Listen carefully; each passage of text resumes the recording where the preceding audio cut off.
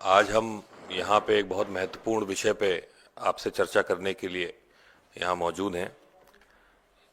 हमारे नेता और नेता विपक्ष आदरणीय राहुल गांधी जी, हमारे राष्ट्रीय अध्यक्ष मल्लिकार्जुन खड़गे जी, प्रियंका गांधी जी और तमाम हमारे सारे नेता लगातार ये बात कहते आ रहे हैं कि भारतीय जनता पार्टी संविधान के ऊपर हमला कर रही है, संविधान को बदलना चाह रही है। इस 2024 के चुनाव में जब उनने सीधा सीधा हमला किया तो दलित समाज ने, पिछड़े वर्ग ने उनको दिखाया कि उनकी मनमानी नहीं चलेगी। और अब वो जब वो देख चुके हैं कि संविधान की क्या ताकत है, संविधान को मानने वाले लोगों की क्या ताकत है, तो वो घुमा करके इस पे हमला कर रहे हैं। संविधान से दिए हुए सुरक्षाओं और प्रावधानों के ऊपर हमला किया जा रहा है। और इस घोटाले में जिसके बारे में आज हम चर्चा करने के लिए बैठे हैं, ये स्पष्ट हो जाएगा कि भारतीय जनता पार्टी धीरे धीरे संविधान को खत्म करने का प्रयास कर रही है और एससी, एसटी और ओबीसी के लोगों के ऊपर उनके हित के लिए कोई विचार नहीं है, कोई स्कीम नहीं है, बल्कि उनको और गरीब और नौकरियों से वंचित रखना चाहते हैं। उत्तर प्रदेश में आप जानते हैं 2018 से एक प्रकरण चलता आ रहा है। शिक्षक भर्ती प्रक्रिया, जो 69,000 शिक्षकों की भर्ती हुई थी, उसमें एक नया घोटाला द प्रिंट इंडिया के माध्यम से उजागर हुआ है, जिसमें 69,000 शिक्षकों की भर्ती होनी थी।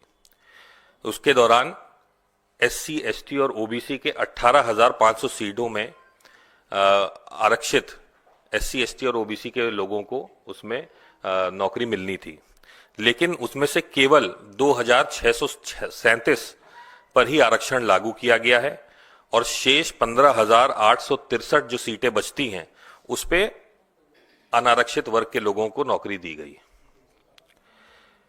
ये सीधे सीधे 2,637,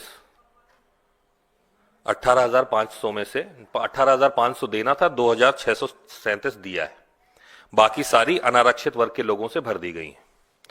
ये सीधे सीधे हमारे भारत के संविधान के दिए गए आरक्षण के ऊपर हमला है और सामाजिक न्याय के विरुद्ध फैसला है। ये जो निर्णय लिया गया है बिल्कुल संविधान के, जो हमारे बाबा साहब ने संविधान में आरक्षण का व्यवस्था दी गई थी, सीधे सीधे उसके विरुद्ध आता है और हमारे समाज को और कमजोर करने का प्रयास किया जा रहा है।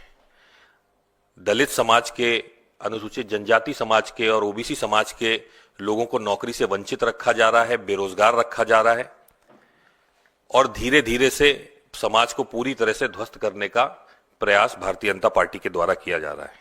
और इसके खिलाफ जो छात्र, जो शिक्षक विरोध प्रदर्शन कर रहे हैं, उनको भी दबाने का प्रयास किया गया है, उनको कुचलने का प्रयास किया जा रहा है। बल्कि सरकार की तो ये मंशा होनी चाहिए कि जो वंचित वर्ग है उसको और ऊपर उठाया जाए, उसको नौकरियों में ज्यादा से ज्यादा हिस्सेदारी मिले, उसको सामाजिक न्याय मिले, जिसकी कल्पना बाबा साहब भीमराव अंबेडकर ने करी थी, राजनीतिक, आर्थिक और सामाजिक न्याय की। तो सरकार पूरी तरह से एससी, एसटी और ओबीसी के छात्रों को, अभ्यर्थियों को नौकरियों से वंचित रख रही है और गरीब रखना चाह रही है पूरे समाज को। और इसी की लड़ाई हमारे नेता राहुल गांधी जी और खड़गे जी, प्रियंका जी लड़ाई लड़ रहे हैं। लगातार वो सामाजिक न्याय की बात करते हैं, न्याय की बात करते हैं, हिस्सेदारी की बात करते हैं, जातिगत जनगणना की बात करते हैं। तो ये सारी चीजें बताती हैं कि कांग्रेस पार्टी हमेशा से वंचित वर्ग के साथ खड़ी है और आगे भी खड़ी रहेगी। और कांग्रेस पार्टी इस प्रकरण में ये मांग करती है कि इस भर्ती घोटाले में उच्च स्तरीय न्यायिक जांच हो। आरक्षित वर्गों के जो 18,500 जो सीटें खाली है, उन सब पे योग्य उम्मीदवारों का चयन किया जाए, दलित समाज से, जनजाति समाज से और ओबीसी समाज से। और इस अन्याय के खिलाफ जो आवाज उठा रहे अभ्यर्थी हैं, उनको भी न्याय मिले, उनको उन पे हो रहे जो अत्याचार और दमन जो उनके ऊपर हो रहा है उस पर रोक लगे। और कांग्रेस पार्टी इस सामाजिक न्याय और संवैधानिक अधिकारों की रक्षा के लिए हर संभव प्रयास करेगी। और इस घोटाले में जो लाखों लाखों युवाओं की जिस सपनों पे जिस तरह से प्रहार हो रहा है, जिस तरह से उनके सपनों को तोड़ा जा रहा है, सालों साल उतनी मेहनत वो करके नौकरी पाने का प्रयास करते हैं, और आजकल के माहौल में जब नौकरियां वैसे ही नहीं है, बेरोजगारी बढ़ती जा रही है, ऐसे में 2018 से और आज तक ये हवा में लटके हुए हैं, इनको रोजगार नहीं मिल रहा है। इनको जल्द से जल्द न्याय मिले, रोजगार मिले। धन्यवाद। आपके कोई अगर सवाल हो तो आप पूछ सकते हैं।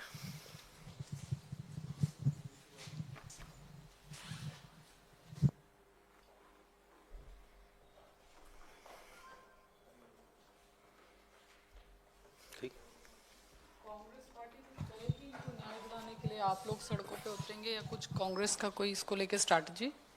इसको हम लोग इसकी लड़ाई लड़ेंगे।